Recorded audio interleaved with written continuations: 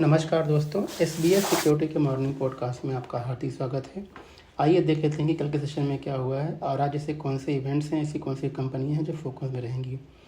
तो दोस्तों, लगातार 3 दिन की गिरावट के बाद में कल का मार्केट हमारा जो है संभलते हुए देखने को मिला और सेंसेक्स करीब 875 पॉइंट ऊपर जा करके 79,468 के आसपास बंद हुआ है, जबकि निफ्टी में बढ़त करीब 305 पॉइंट की रही है और ये 24,298 के आसपास बंद हुआ है। बात करते हैं ब्रॉडर मार्केट की, तो ब्रॉडर मार्केट कल काफ़ी अच्छा था। निफ्टी मिड कैप 2.5% और निफ्टी स्मॉल कैप लगभग 2.3% ऊपर बंद हुए हैं। टॉप गेनर्स की बात करते हैं निफ्टी, तो यहाँ पे ONGC, Coal India, Adani Ports, Bajaj Auto, Tata Steel, Infosys और एल&टी रहे, जबकि गिनर जो शेयर्स रहे हैं वो IndusInd bank, Tech Mahindra, Britannia, HUL, Titan और एशियन पेंट्स। सेक्टरली तो दोस्तों सारे इंडाइसेस जो है ग्रीन जोन में बंद हुए हैं, चाहे वो बीएसई ऑयल हो, चाहे वो बैंकिक्स हो, सभी में रैली देखी गई। सबसे बड़ी बढ़त जो है बीएसई ऑयल एंड गैस में, जहाँ पे बढ़त लगभग 5.5% देखी गई। मेटल 3.5% ऊपर चढ़ के बंद हुआ है। बीएसई कैपिटल गुड्स लगभग 3% ऊपर बंद हुआ है। टेलीकॉम में बढ़त लगभग 3.5% की रही। BSE health care, auto, realty, इन सारे इंडाइसेस में 2.5% से 2% के बीच में बढ़त देखी गई।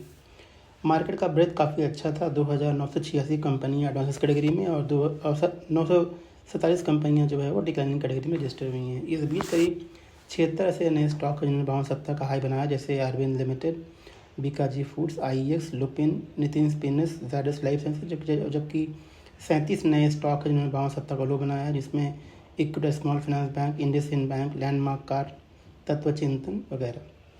एफआईडीआई की फ्लो जो है मिक्स देखने को मिली है, जहाँ पे एफआई ने 3,315 करोड़ रुपए की सेलिंग की, वहीं डीआई ने 3,800 करोड़ रुपए की बाइंग की है। आइए बात करते हैं ग्लोबल क्यूज़ की। तो दोस्तों, ग्लोबल क्यू थोड़ा सा आज जो है कमज़ोर लग रहा है। कल का यूएस का बाज़ार अच्छी शुरुआत के बावजूद भी वो फिजल्ड आउट हो गया और सेकेंड पार्ट जो है दिन का, वहाँ पे एक प्रॉफिट बुकिंग की वजह से जो है मार्केट में गिरावट दर्ज की गई। और इसके पीछे जो मेन वजह थी दोस्तों यहाँ पे था कि जो अर्निंग जो आ रहे हैं यूएस के, वो थोड़े से यहाँ पे ख़राब लग रहे हैं और जो गाइडेंस दिया है कंपनीज ने वहाँ पे वो भी काफ़ी कमज़ोर लग रहे हैं। तो इस वजह से भी हम डिक्लाइनिंग देखने को मिल रहा है। एशियाई बाज़ारों में भी गिरावट का दौर अब आज जारी है। तो हमें लगता है कि एक वीक शुरुआत हम आज देख सकते हैं हमारे बाज़ारों के लिए। आज जो 2 बड़े इवेंट्स दोस्तों, एक तो आरबीआई की पॉलिसी मीटिंग है जो कि 10 बजे आने वाली है। तो उम्मीद की जा रही है कि ब्याज दरों में कोई बदलाव तो नहीं होगा, लेकिन जो स्टैंड है आरबीआई गवर्नर का, वो इंटरेस्टिंग होगा देखने के लिए, क्योंकि मार्केट कहीं उम्मीद लग रही है कि शायद इस साल के अंत तक ब्याज दरों में कटौती की भी उम्मीद हम कर सकते हैं। तो उनका जो स्टैंड है, डॉविश है या हॉकिश है, ये एक बेसिकली देखने वाली बात होगी। और आज वीकली एक्सपायरी है, तो आई थिंक ये 2 बड़े इवेंट्स हैं जो आज मार्केट के फोकस में रहेंगे। आइए बात करते हैं कौन सी कंपनियां जो फोकस में रहने वाली दोस्तों। तो बात करते हैं कुछ रिजल्ट्स की। तो यहाँ पे गोदरेज कंज्यूमर का रिजल्ट आया हुआ है और रेवेन्यू यहाँ पे 3% की डिक्लाइन देखने को मिली है, लेकिन प्रॉफिट में लगभग 41% की बढ़त देखने को मिली है। तो हालांकि ये नंबर काफ़ी अच्छे हैं, लेकिन थोड़ा सा मार्केट के अनुमान से कम लग रहे हैं। तो एक न्यूट्रल टू नेगेटिव, या यूँ कहें कि न्यूट्रल शुरुआत हम देख सकते हैं कंपनी के अंदर। गुजरात पिपावाव पोर्ट्स का रिजल्ट आया है और नंबर यहाँ पे अच्छे हैं। लगभग 15% की बढ़त जो है वो सेल्स के अंदर है, जबकि प्रॉफिट लगभग 62% बढ़ कर के आया है। तो ये नंबर ठीक लग रहे हैं। जीएमएम फॉर्मूला का रिज़ल्ट आया दोस्तों और ये रिज़ल्ट काफ़ी ख़राब लग रहे हैं। 14% की गिरावट है सेल्स के अंदर, जबकि प्रॉफिट लगभग 52% नीचे आया हुआ है। तो ये नेगेटिव लग रहा है रिज़ल्ट। मार्जिन में भी जो है कॉन्ट्रैक्शन है, तो हमें लगता है कि कंपनी आज नेगेटिव शुरुआत कर सकती है। केम्प्लास सैनमार का रिजल्ट काफ़ी बढ़िया आया है, 15% की बढ़त सेल्स के अंदर है, जबकि प्रॉफिट जो है कंपनी का करीब 24 करोड़ के आसपास का, जो कि 1 साल पहले इसी क्वार्टर में जो है 64 करोड़ रुपये का लॉस हुआ करता था। तो ये पॉजिटिव है केम्प्लास सैनमार के लिए। वेल्सपन कॉर्प का भी रिजल्ट आया हुआ है। यहाँ पे थोड़े से नतीजे मिक्स लग रहे हैं। हालांकि रेवेन्यू में बढ़त है 23% के, प्रॉफिट हालांकि रेवेन्यू में गिरावट है 23% की, लेकिन प्रॉफिट जो है वो 48% जो है बढ़कर के आया है और मार्केट के अनुमान के आसपास ही है। रेडमी का रिजल्ट आया दोस्तों और यहाँ पे 9% की बढ़त जो है वो सेल्स के अंदर है जबकि प्रॉफिट जो है करीब 13.5% बढ़ कर के आया है। तो ये नंबर यहाँ पे ठीक ठाक लग रहे हैं। ITD सीमेंटेशन का रिजल्ट काफ़ी बढ़िया आया दोस्तों। यहाँ पे रेवेन्यू में जो बढ़त है वो 30% की है, प्रॉफिट 91% ऊपर बढ़ कर के आया है और मार्केट के अनुमान से बेहतर है। तो आज हम एक पॉजिटिव शुरुआत देख सकते हैं ITD सीमेंटेशन में। लेमन ट्री का भी रिजल्ट आया है।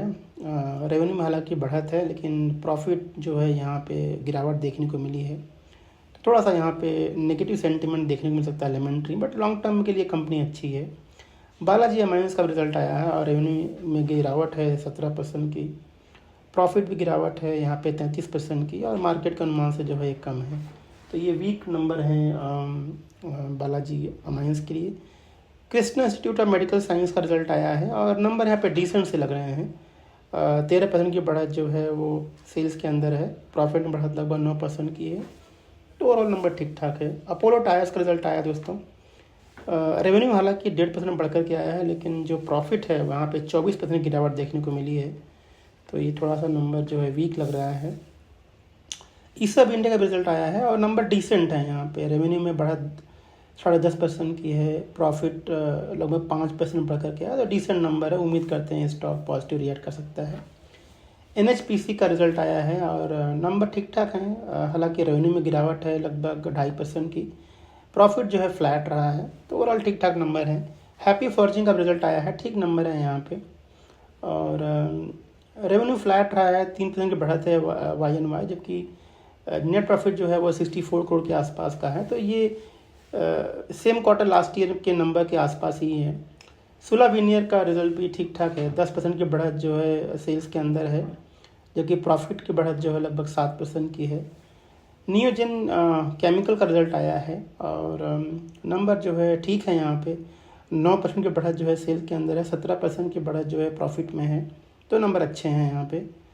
CCL प्रोडक्ट का भी रिजल्ट अच्छा आया है, 18% की बढ़त जो है वो सेल्स के अंदर है और लगभग उतना ही % की बढ़त जो है प्रॉफिट के अंदर है, और मार्केट के अनुमान से थोड़ा सा बेहतर नंबर है। तो उम्मीद करते हैं स्टॉक पॉजिटिव रिएक्ट करेगा। किर्लोस्कर ऑयल इंजन का भी रिजल्ट आया है और नंबर यहाँ पे ओके हैं। लगभग 6% की बढ़त जो है सेल्स के अंदर है और 24% की बढ़त जो है वो प्रॉफिट के अंदर है। तो नंबर यहाँ पे ठीक हैं किर्लोस्कर ऑयल इंजन के। फाइनली दोस्तों अबाउट इंडिया का रिजल्ट आया है। अबाउट इंडिया में बढ़त जो सेल्स की है वो 5.5% की है, जबकि प्रॉफिट में बढ़त लगभग 13% की है, और ये मार्केट का अनुमान से थोड़ा सा बेहतर है। तो हमें लगता है कि आज स्टॉक पॉजिटिव रिएक्ट कर सकती है। आइए बात करते हैं अब और कौन सी कंपनियां जो अपने न्यूज़ के बल पे फोकस लेने वाली हैं दोस्तों। तो यहाँ पे रेट सेंसिटिव जो कंपनीज जैसे बैंक्स हो गए, ऑटो हैं, रियल एस्टेट कंपनियाँ हैं, आज वो फोकस में होंगी, क्योंकि आज RBI की MPC की बैठक का रिजल्ट आने वाला है। तो ब्याज दरों में क्या बदलाव होगा या नहीं होगा, जैसे नतीजे आएंगे तो ये स्टॉक जो है रिएक्ट करेंगे। गोदरेज कंज्यूमर प्रोडक्ट ने कहा है कि कंपनी जो है पेट केयर बिजनेस में एंटर करने वाली है। यहाँ पे 500 करोड़ रुपए का इन्वेस्टमेंट करेगी और प्रोडक्शन जो है वो करीब 2026 के आसपास स्टार्ट होने की उम्मीद है। तो ये उनके लॉन्ग टर्म में पॉजिटिव है। मैरिको ने कहा है कि जो बांग्लादेश का जो मार्केट है ग्रेजुअली वहाँ पे इम्प्रूवमेंट देखने को मिल रही है। तो ये न्यूट्रल डेवलपमेंट है मैरिको के लिए। मारुति सुजुकी ने कहा है कि उन्होंने अल्टो K10 के जो व्हीकल्स हैं करीब 2555 यूनिट्स को रिकॉल किया हुआ, क्योंकि इसके अंदर स्टीयरिंग गियर बॉक्स में कुछ प्रॉब्लम्स आ गए हैं। तो ये न्यूट्रल डेवलपमेंट है, क्योंकि ऑटो कंपनियाँ जनरली ऐसा करती हैं, कोई प्रोडक्ट बेचने के बाद अगर कोई ख़राबी आती है इसको रिपेयर करते हैं। तो ज़्यादा कुछ बड़ा न्यूज़ नहीं है, ये न्यूट्रल डेवलपमेंट है। फिनिक्स मिल ने कहा है कि उन्होंने एक 5 अलग अलग ज़मीन जो है एक्वायर की है कोयम्बटूर में। यहाँ पे कंपनी जो है मॉल बनाएगी भविष्य में।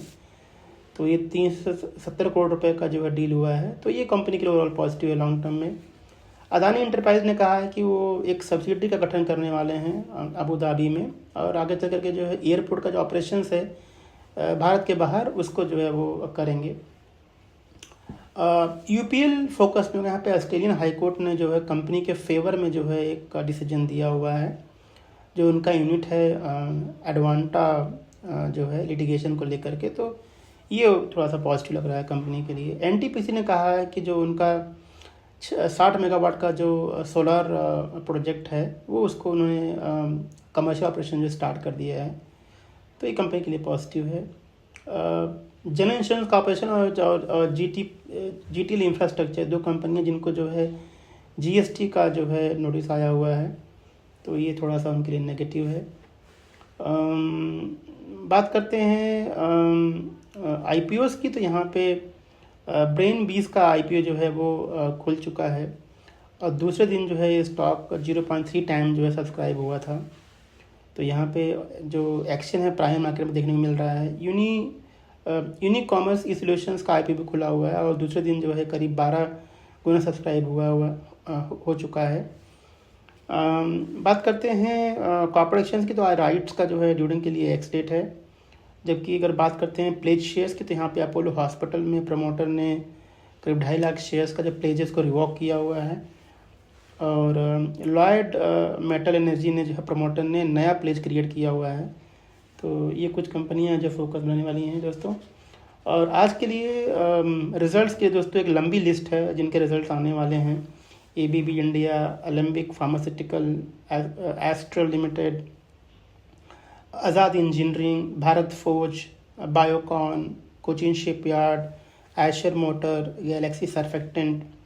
तो एक लंबी लिस्ट जिनके रिजल्ट्स आएंगे, तो ये सारी कंपनियों पे जो है फोकस रहेगा दोस्तों। तो ये था हमारा आज का मॉर्निंग पॉडकास्ट। हमें सुनने के लिए बहुत बहुत धन्यवाद और आज के डेट से शुभकामनाएं। Thank you. Investment in securities market are subject to market risks. Read all the related documents carefully before investing.